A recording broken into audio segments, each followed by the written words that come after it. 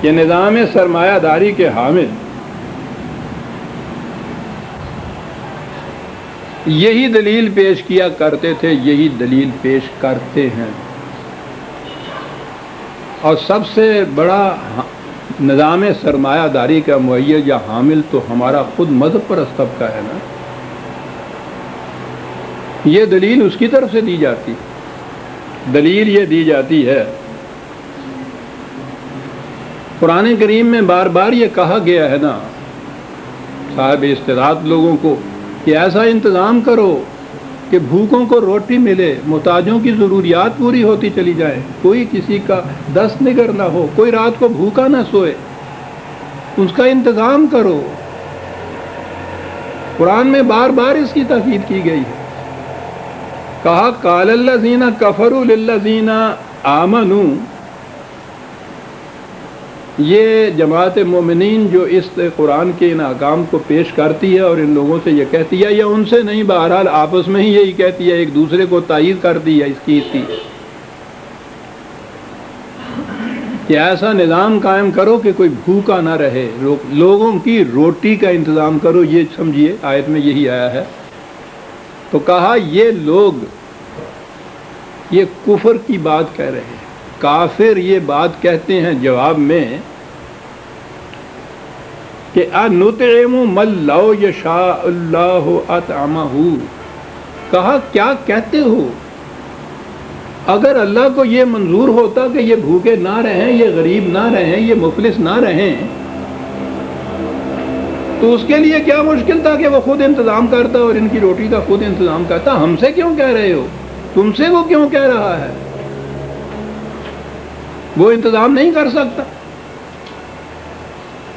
تو جب اس نے خود انتظام نہیں کیا تو اس کے معنی یہ ہے کہ اس کا خود منشا یہ ہے کہ یہ مفلس رہے، یہ غریب رہے، یہ بھوکے رہے۔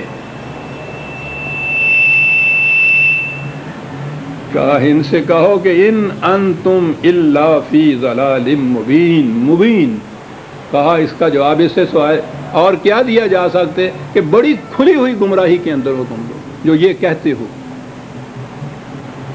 کہ خدا خود کیوں نہیں یہ کرتا۔ اگر اس کی مشیت میں ہوتا کہ یہ لوگ مفلس اور غریب اور بھوکے نہ رہیں تو وہ اس کا انتظام خود کر دیتا۔ اس نے نہیں انتظام کیا تو اس کے معنی یہ ہے کہ اس کی منشا مشیت یہ ہے کہ یہ غریب رہیں، بھوکے رہیں۔ یہ جواب آپ ملتا ہے کہ رزق کی تقسیم خدا نے اپنے ہاتھ میں رکھی ہوئی۔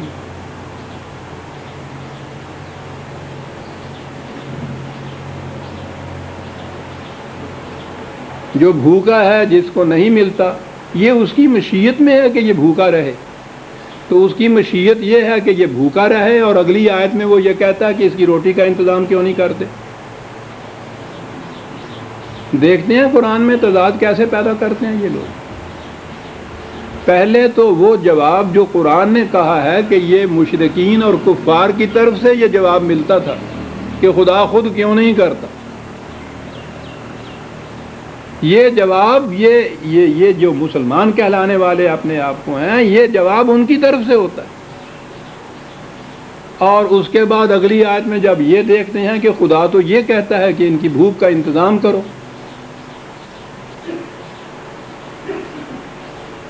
تو پھر وہی بھوکا رکھتا ہے اور وہ کہتا ہے انتظام کرو۔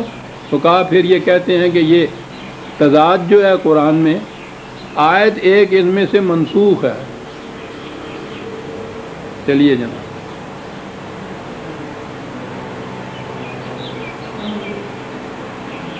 آپ دیکھتے ہیں کہ ایک غلط نگہی سے پھر کس طرح وہ جو کہتے ہیں کہ بنیاد اگر غلط رکھی جائے تو تا سریا می رود دیوار کج، آسمان تک پھر وہ دیوار جو اٹھتی ہے تو وہ ٹیڑھی کی ٹیڑھی جاتی ہے۔ یہ ساری دیوار آپ کے یہاں کی جو ٹیڑھی ہو رہی ہیں اس بنیاد کی وجہ سے ہے کہ وہ چیزیں جو قرآن نے کہا تھا کہ یہ کفار کا جواب تھا، مشرکین کی ذہنیت تھی، وہ ہماری ذہنیت ہو گئی، ہماری طرف سے یہ جواب ملتا ہے، اور اس کے بعد ساری دیوار جو ہے آسمان تک کج اٹھتی ہے۔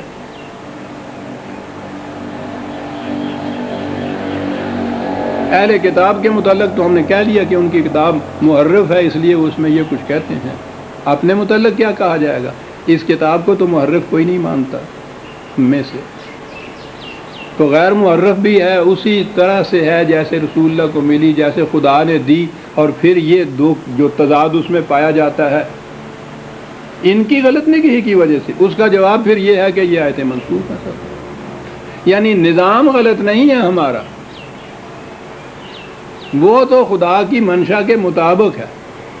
وہ جو آگے اس نے کہا ہے نا کہ وہ انتظام کرو کہ کوئی بھوکا نہ رہے، یہ آیتیں منسوخ ہو جاتی ہیں، وہ ٹھیک ہے، راستے کھل جاتے ہیں کس چیز کا، اس آیت کا۔ ہاں جی 36/47 36/4/7، شکریہ۔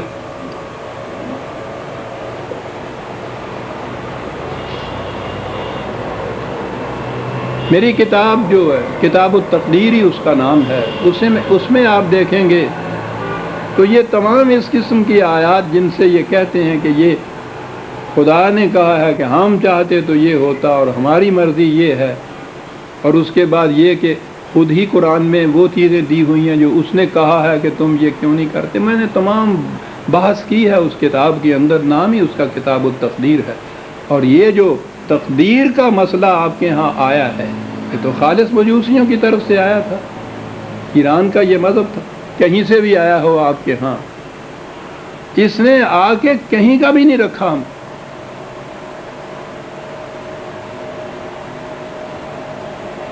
تو قرآن میں یہ آیتیں موجود ہیں، وَقَالُوا لَوْ شَاءَ الرَّحْمَنُ مَا عَبَدْنَاهُمْ مَا لَهُمْ، جواب ہے قرآن کا، مَا لَهُمْ بِذَلِكَ مِنْ علم، جہالت کی باتیں کرتے ہیں۔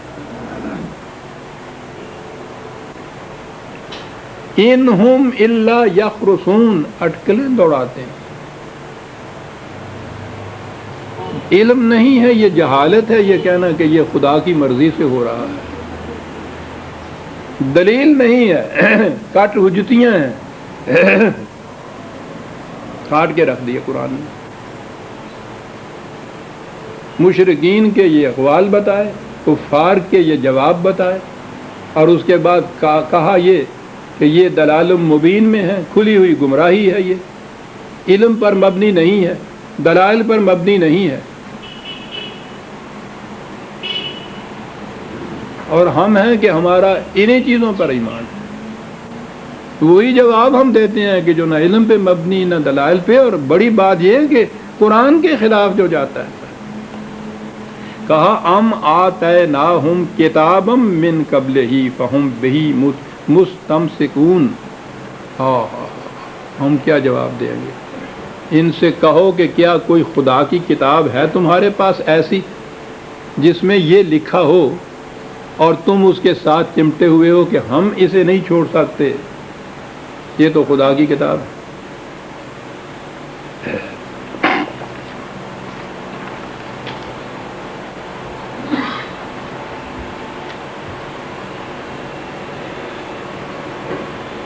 اور اس کے بعد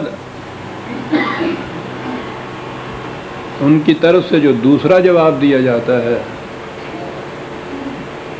اس پر تو ہمارے یہ جو موجودہ مذہب ہے، دین نہیں ہے، موجودہ مذہب جو چلا آ رہا ہے آپ کے ہاں، اس کی ساری عمارت اسی ایک بنیاد، اسی جواب پر مبنی ہے جناب۔ کہا کوئی جواب ان سے نہیں بن پڑتا، نہ علم ہے، نہ دلیل ہے، نہ سند ہے، نہ کوئی کتاب ہے،